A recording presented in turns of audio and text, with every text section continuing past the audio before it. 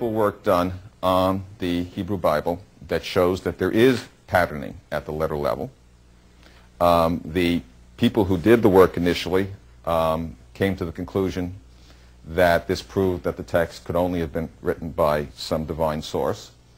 And the academic, true non-believers who looked at the same data said that this proved that people must have edited the story to make the patterns, and this proved that only man could have written it. My feeling is that both groups are biased. The data is good. There is patterning in the Hebrew Bible. There may be patterning in the Christian Bible, and there is patterning in the Quran. Now, Bible codes were first introduced to the modern Christian community in 1997 by a man named Michael Drosnin, who mass-marketed a book regarding this subject. Drosnin's codes are found by eliminating spaces between the Hebrew words and then conducting a computer search called the equidistant letter sequence, or ELS. When you skip whether you skip 3 letters or 100 letters, it's pretty much up to the programmer, and as such, this practice is subjective. What they do is keep trying different ELS values until they come up with something. For example, using every 50th letter in the book of Genesis produces the word Israel. Now, the Bible code book written by this man made numerous predictions, such as the apocalypse coming to pass in 2006 and supposed proof that Lee Harvey Oswald was destined to assassinate John F. Kennedy, and he would later receive criticism regarding his work. And his response was this, and I quote, "When my critics find a message about the assassination of a prime minister encrypted in Moby Dick, I'll believe them." Newsweek, June 9, 1997. Well, seems someone took him up on his challenge. The following deaths or assassinations were found using his ESL method in the book Moby Dick: Princess Diana, John F. Kennedy, Martin Luther, just to name a few. But in spite of the false prophecies, despite the fact that Bible codes are indeed a Kabbalistic practice, Christians continue to dabble in this divination. In Deuteronomy 18, verse 10, it tells us, "There shall not be found among you," that's you, that's us, "anyone that maketh his son or daughter to pass through the fire, or that uses divination, or an observer of times, or an enchanter, or a witch." Now, speaking of false prophecy and divination, let's go on to the topic of Webbot. Here is a picture of the Webbot's mascot, and you can go to his website, halfpasthuman.com, and see it for yourself. Now, what I want to do is I want to take a moment and I want to read a quote written to you by a proponent of a fan of the Webbot in 2009. And I quote, "While the Webbot predictions have been uncannily accurate in a number of cases, most notably calling the October 2008 financial crash to within a day, their performance in the last year has been far less impressive, with a number of big-ticket predictions failing to materialize, at least on the advertised level." And he lists a few here.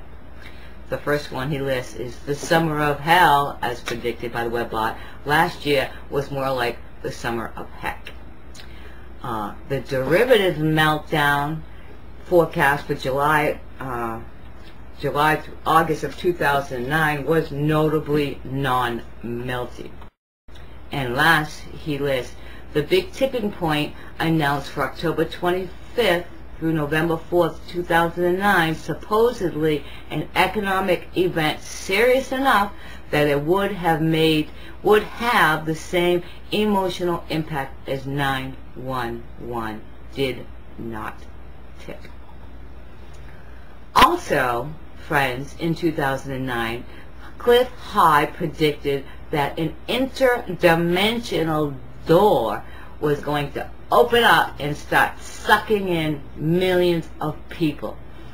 And then the door would be closed. let's take a look at the next clip. I don't know. Do you subscribe to the idea that ETs are real? That they may play a role in some of this stuff that is coming down the pike? You don't mind if I talk about the disappearances? Go ahead. Yeah, we've got stuff that goes to the idea of disappearances beginning next year, and it isn't disappearances like Christian rapture disappearances. It's disappearances like linguistically, it would go to the idea of almost like interdimensional door opens up and you get thrown in the stew pot kind of stuff. No, let's be real crisp about it. Okay, let's use the appropriate language. George got so far there. It is as though an interdimensional door opens up. Some compelling force occurs, and people are sucked through that door, and the door closes, and there's absolutely no evidence. It is as though people disappearing from between one footstep and the next.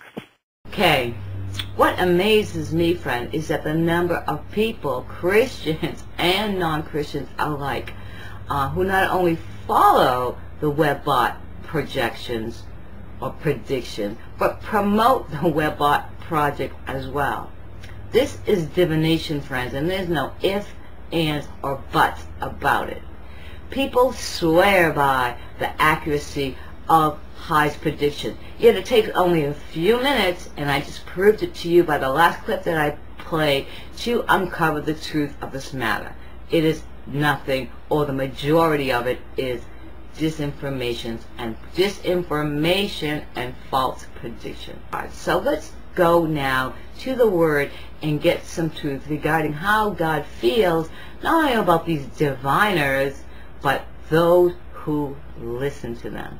Jeremiah chapter 14. Then the Lord said unto me, the prophets prophesy lies in my name. I have not sent them, neither have I commanded them, neither spake unto them.